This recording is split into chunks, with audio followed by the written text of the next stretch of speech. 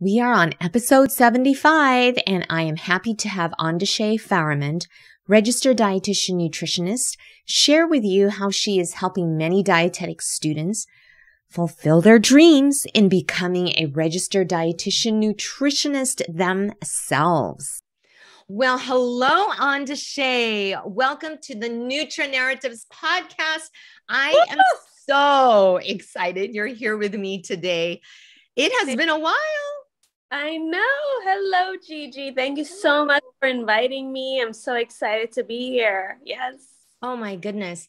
Andishe, I have just been seeing all of these amazing success stories. And I don't want to give it away too soon because I want you to be able to tell us about it. But I just want you to know I'm so proud of you and all that you're doing. Thank you so much. I'm very excited to be here and talk about everything and help as many people pass the exam as possible. Absolutely. Fabulous. Okay. So first of all, I always love to know what sparked your love, your interest for nutrition. Why did you get into that in the first place? It's so funny you asked because you were part of the program. So you know me from the background and everything. So I actually didn't know about being a dietitian. I didn't know you could become a dietitian. I didn't know what Loma Linda University was. No way. Yeah, they didn't. I live like an hour and a half away from Loma Linda. So after I got my bachelor's, I wanted to go into nursing or a PA school. Okay. PA and I had already gotten all my prerequisites done. I graduated from UCLA with my bachelor's in arts. And I was looking into programs for nursing and PA programs, but the competition is so tough. I couldn't get in. So one of my friends told me, how come you don't look into a master's in public health? And you could do so much with that degree.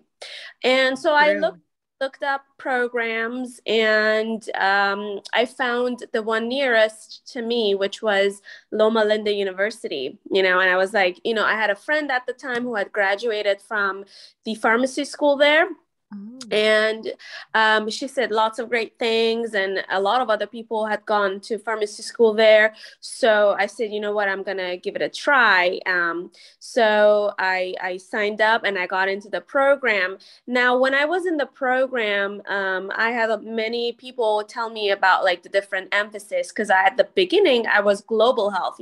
My emphasis was global health, and they said that they really liked the nutrition and dietetics emphasis, and it's so easy. And the fact they were like, wow. That's too funny that they said that though.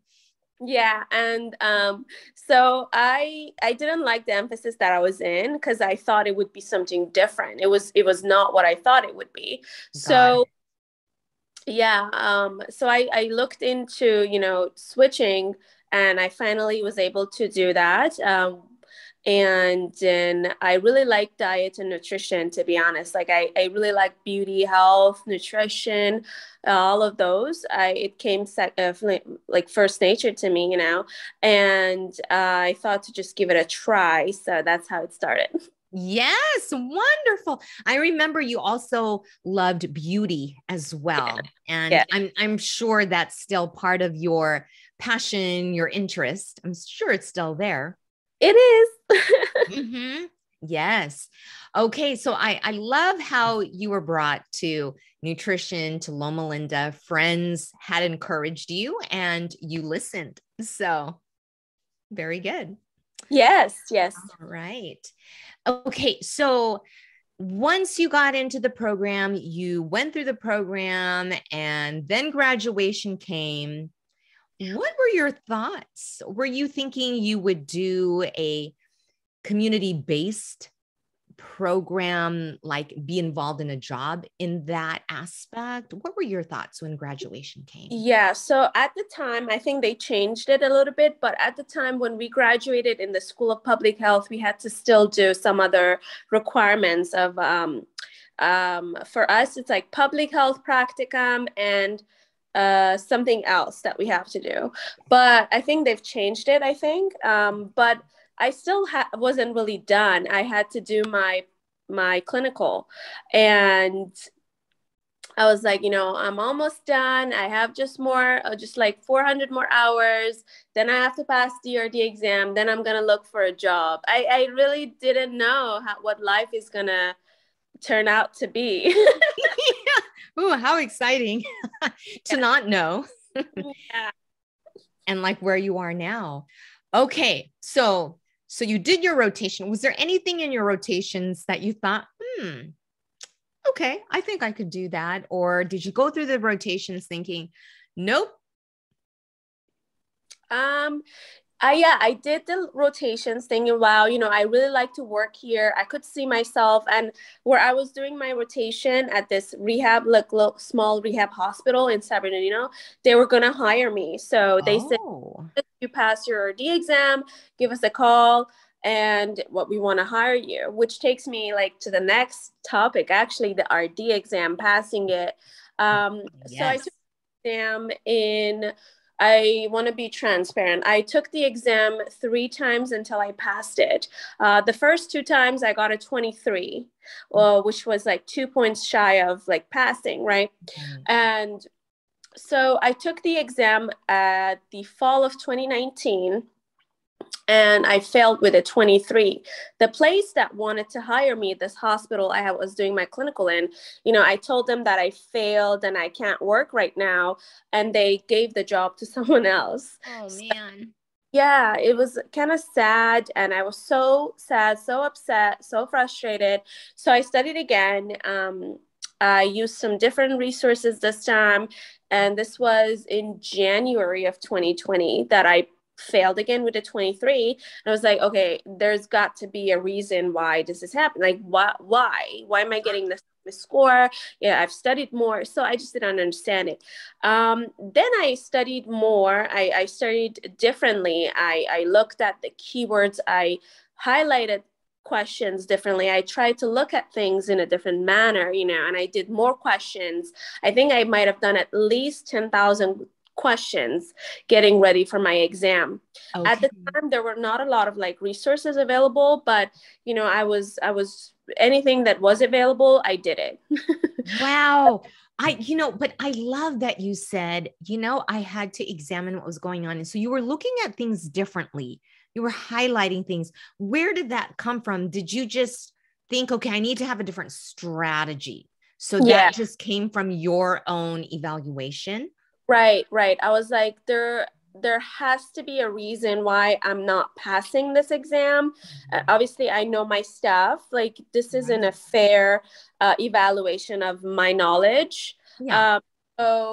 Or my ability to become a dietitian. So I looked into my resources. I started studying differently. I Googled things. I looked at study cases from like MD programs, nursing programs. I studied the pathophysiology of disease. I looked into Krauss. Now, when I was in the Loma Linda program, someone lent me a Krauss book. So I still had it. Okay. Yeah, and I was studying from that. I did more questions. I highlighted the keywords. I looked at the why, the reasoning, the rationale behind stuff. And I changed my pattern. I studied more. I reviewed more. I did it differently. Wow. Incredible. Yes. And you never knew at that time when you were seeing things differently, getting a different technique going. Yes. That was going to be your gold mine of what you're doing today. Right. And, I'm a very creative person. I created a lot of mnemonics and stories and fun stuff and charts, and I just shared it in that RD exam page group that people are studying with. And I didn't think that any of them would like this stories or like would think they would be useful, but a lot of them would message me and say, hey, do you have more? Like, this is so good. This is interesting. Yeah, like I call it the loopy loop. So there is story with loop diuretics that I've made to a story. Like I've personified loop diuretics, and love it. Yeah, so people like would message me and say, "Do you have more? These are great." And I would never think that people would ever love these. You know, I thought it was my silly mind creating stories, but it really does make a difference. What might seem to us as silly is absolutely gold to other people. And I love your creativity of taking these concepts and adding personification to it. And I know in writing, it's called anthropomorphism, but you did it in that way and it comes to life. Yes. People can understand it better. Yes, everyone still like messages me after having passed the exam. They're like, "Hey, loopy loop is still in my mind." I love it. I love it so much. So you were thinking, okay, people are reaching out to me to ask me about these mnemonic devices or these words. So then what were you thinking the more people were beginning to reach out to you? Yeah, so it's actually very interesting. I passed my exam in March of 2020, right before the closures and the pandemic really started. Amazing. So it was like March, I think 10. Yeah, March 10 or 15, I'm not sure. Yeah. It was the day before the RD day. I remember that. So and then a week later, like the whole pandemic closures and quarantine started. So I was like, you know what, I'm going to just see how this whole tutoring thing goes. I'm going to start tutoring and I'm going to reach out to people, see if they want to be tutored, if, you know, they like me to explain things a different way, because, you know, I had failed and I found a way that helped me. Yes, yes. And at the time, I also was hired in a dialysis center. Yes. Congratulations. First time. Thank you. It was actually my first time. I never been in a dialysis. And, you know, a lot of people also still ask me, how do you get into dialysis without a year of experience? And it's just, I feel like you have to find a private center that is willing to take you on and train you, and somewhere probably remote where they need dietitians. Just in case anyone's listening to this who wants to go into dialysis. But I did a whole year, and it's funny that I know that you were in dialysis, and I always remembered you. You know, every time I worked with any patients with a K bath or like dialysis, I always remember you talked about those stuff. So good memory, girl. Good memory makes this old teacher's heart happy. Yeah. So I was doing that. I was, you know, working as an RD in a dialysis center, and I was also working as a tutor. So really, I was doing 2 full-time jobs back to back. I would, because you know how dialysis is, like it starts at 4 a.m, right? Yes. Yes. So I go 4 a.m. I would finish around 3 or 4 p.m., would come home, tutor some people, hold a few classes, work on my material, go to bed, do it all over again. And on weekends or on Sundays where there is no dialysis, I would have classes all day back to back. So I was very busy, very busy. How did the word get out? So I just started posting, you know, at the time there were only a few tutors, and I guess, I don't know how people found me, to be honest. Was it on social media that you were posting then? Yeah, media. Wow. Yeah. I know you have this new requirement or new course about social media. I think it's a really good idea to get into social media. Yeah. Oh, good. Thank you. I appreciate that affirmation right there. But yeah, so like one person told another, and it just made that domino effect for you. Yes. Yes. Incredible. And then, okay, so how were things at the dialysis? Did you think, okay, you know, I could do this long term? Are you still there? What was your experience there? And then how was your business morphing into where it is? Yeah, so I did dialysis for a whole year. I definitely wanted to get my year of experience, just to get that out of the way. But dialysis has changed. They have changed the rules. They have changed the requirements. Some of the medications are no longer in use. They don't get accepted. Like, you have a lot of things have changed, Yeah, I could and the imagine. have changed. And I feel like working as a dietitian in dialysis, you have to be a certain way, because when people don't get the lab values that the doctor want, during QAPI, which I know you know what it is, but basically they just like hammer you, and it's like not my fault. Right. And you can only do so much. So I don't want to be responsible for someone else's lab values, to be honest. I absolutely understand that. And I get it. Yes. And the fact that you had to, because the other job, I did 2 different dialysis. The second place had 4 shifts, and I honestly couldn't. I couldn't be there in the morning and in the evening. So, yeah. And I was the only. Oh, really? Oh, yeah. Now that's tough. That I had 120 people. Girl. Yeah. Too many. I don't blame you for leaving, because you have to think about whole person care. Yeah. And, you being able to rest and have decent hours. So yeah. Kudos to you for saying, I got to find something else. Yes. And I wanted something that paid a little bit higher. And we're in California. So yeah, it's expensive, and they were like nickel and diming me. And I was like, yeah, no. You're not going to settle for less. Mm-hmm. So then where did you get another second full-time or day job, if that's how we're going to call it, day job, or are you now full-time with tutoring?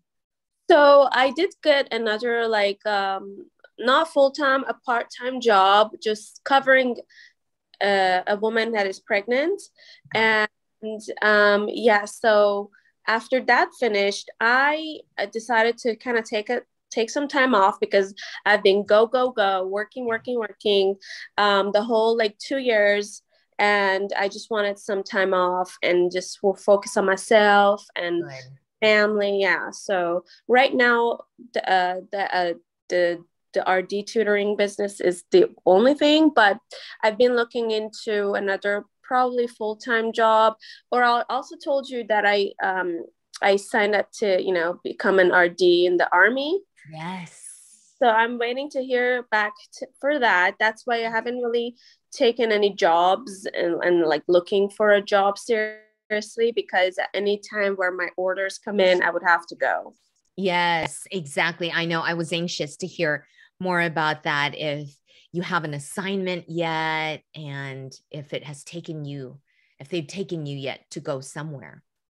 Well, they did choose me on a secondary application thing, and Congratulations. Thank you. So I am still waiting to hear back when they want me to go, or if they want me to go, or if they change their mind. I don't know. Okay. All right. In God's time, all in God's time, they'll be calling you.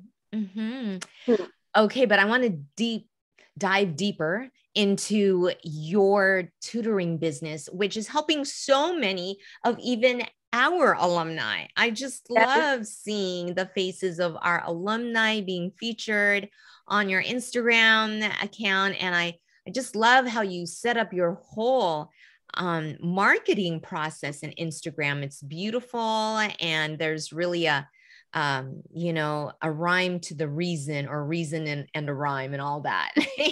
It's so organized so well. And yeah, so tell us about the different programs that are offered. Right. So I do like different classes. Currently, things are pre-recorded.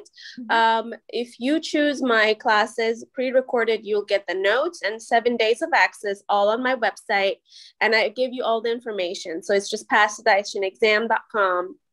And then for the best bang for your buck, could do my program, which is the A to Z series. I've trademarked and copywritten it. So yes, yeah, I needed to do that. Good girl. Yeah, I trademarked everything. So you could do all of my classes, and it comes with a one-on-one and the access to my app. Now, last year I released an app, which is, yes. You're moving up, girl. Moving up. So that one, you can access it on Android and Apple. So pretty much anyone. I don't know anyone who has a BlackBerry anymore. Yeah, true. So is that also the A to Z? So the A to Z is on my website. It's a video. It's like you just watch the videos and you have notes. So you just follow it. And you also get access to the app. The app is an application you can install on your phone with 1,000+ questions, each now of its own, and they're pretty much topic based. This is the only app that is topic based. Oh, good to know. Awesome. Okay, fabulous. Boy, how many questions did you say in your app? So it's like 1,050. Wow, that's a lot of questions. That gives students a lot of good practice. Yes, and remember what I said. I studied with 10,000. I obviously can't make 10,000. I want to. Yeah, right. But so I realized that if you do a lot of practice, you learn from those questions, and you'll figure out where your weaknesses are. So I have like 50 questions just on vitamins and minerals, 50 on medications, 20 on situational, so etc. Yeah. Amazing. It must have taken a long time to sit down and just come up with those scenarios. It did a few months, actually. Yeah. I could imagine. But what's good is that you have the gift of creativity. And so if you have that already built into your makeup. I know, right? Mm-hmm. Like I've come scenarios, situations, people, and like, oh, Jeff has this problem. What should Jeff do? Yeah. So that comes easy to you, right? This creativity of creating stories. Yes, it does. Wow. So did you know that you had that skill of making mnemonic devices and things like that when you were going through the MPH program, or did it come to you after you had finished the program there?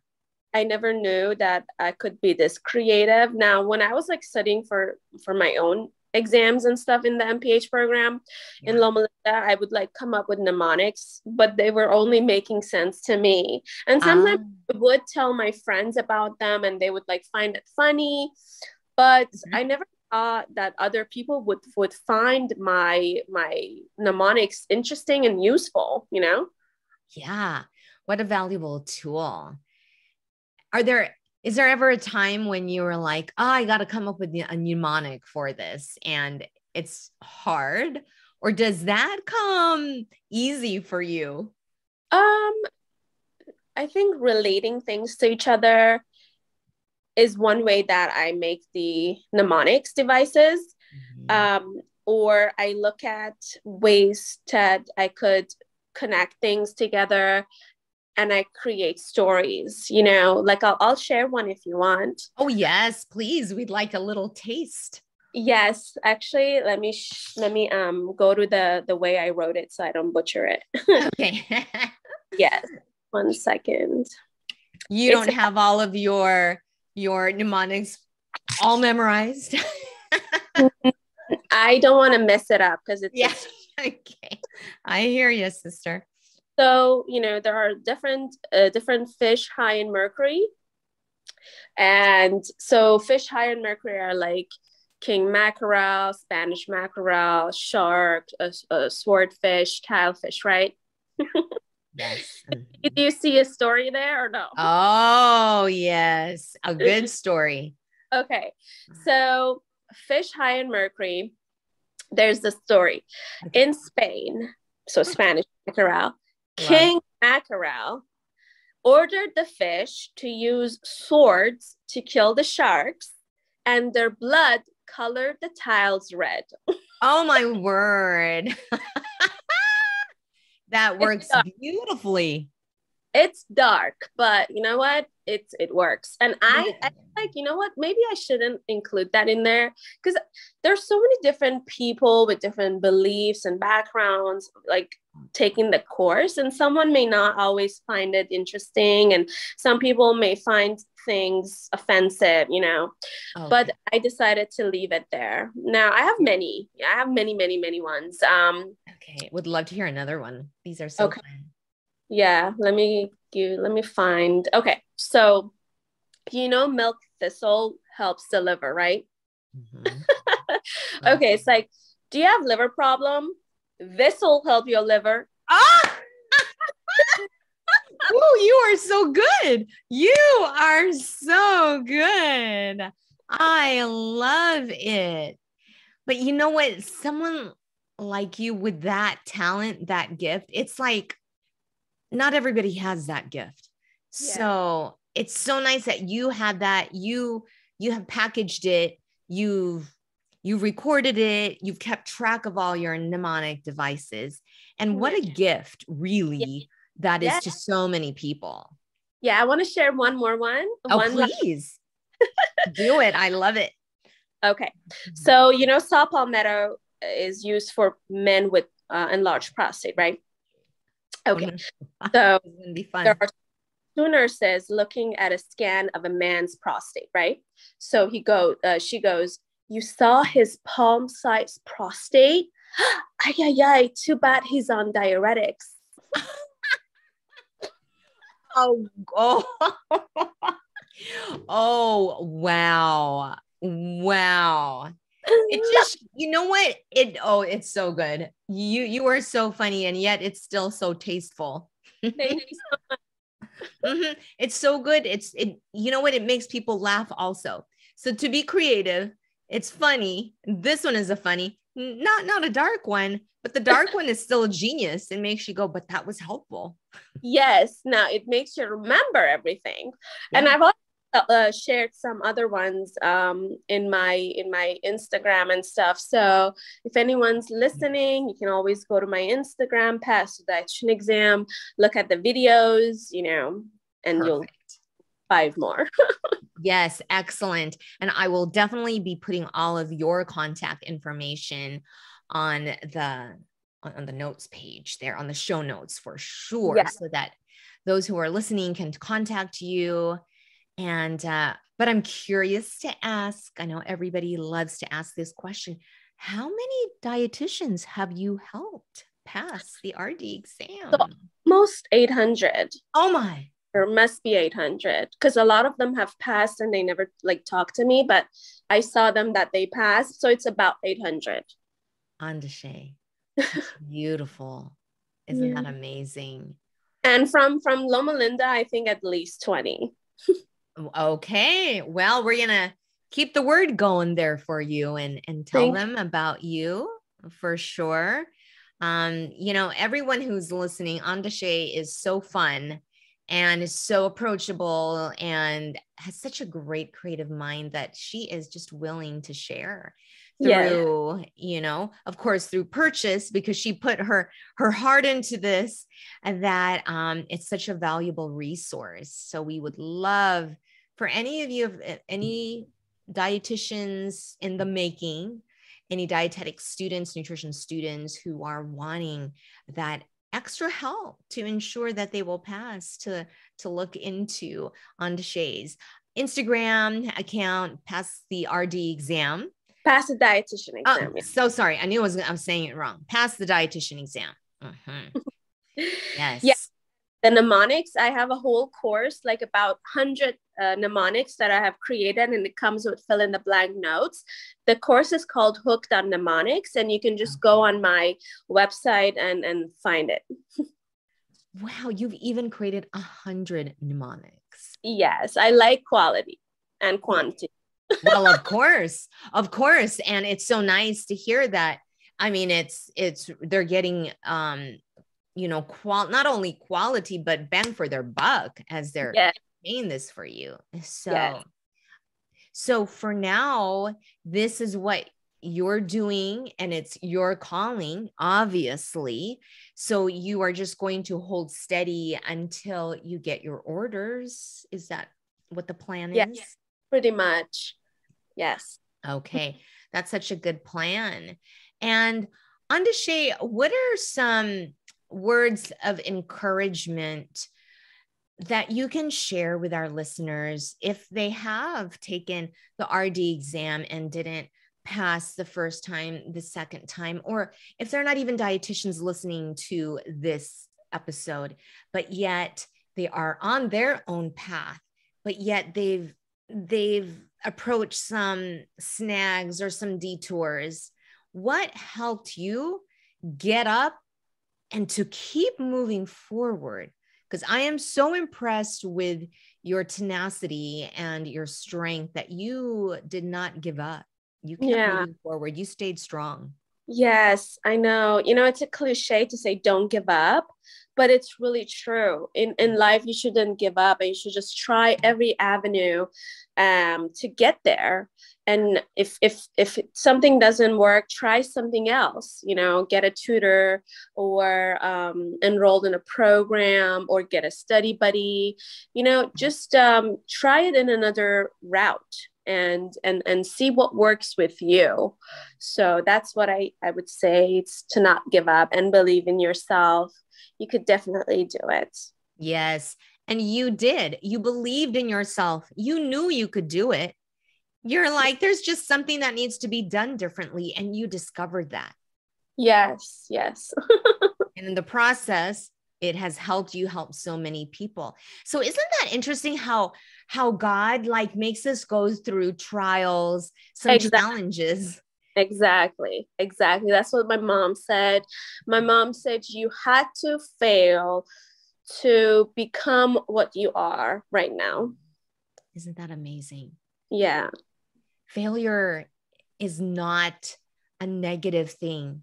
No. Failure is not a bad thing. It's about growth and being able to continue to add to your experience to move forward even better. Yes, exactly. That is so great. Oh, thank you so much for the time that you have spent in sharing with me your story. And I really appreciate how authentic you were and very transparent, because there are those who are struggling, but it doesn't mean that those who struggle are less than. No, it doesn't. As you have proven, you're proving that I am worth it. Yes. And, getting a 25 or a 35, it doesn't matter as long as you just pass the exam. Yeah. You know what? I agree. Yes. As long as you pass, no employer asks what you got. So true. So true. I have sat in multiple interviews for potential people to work at Loma Linda, and none of us, it doesn't even cross our mind. We don't even say, oh, well, hold on. What did you get on your RD exam? Yeah. We forget about that. So You're right. I'm glad you brought that to the forefront here. Yes. Like when I work with people, they say, oh, I wish I got in a higher score. Meanwhile, they got like a 28. I'm like, no one cares. No one cares, but 28 is awesome. It is. Anything above 4 is awesome. Yes, correct. So true. So you're right. Once you get that 25 or above, you're a full-fledged dietitian, and that's all that matters. Exactly. Great. Okay. So Andishe, may God bless you in your journey as you continue to help other dietitians of tomorrow, and where God is going to use you in service to our country. And may God bless you in every area of your life. Thank you so much. Thank you so much for joining us on the Nutra Narratives podcast. Join us for another episode. Until then, remember to trust in the Lord and eat well to live well and stay well.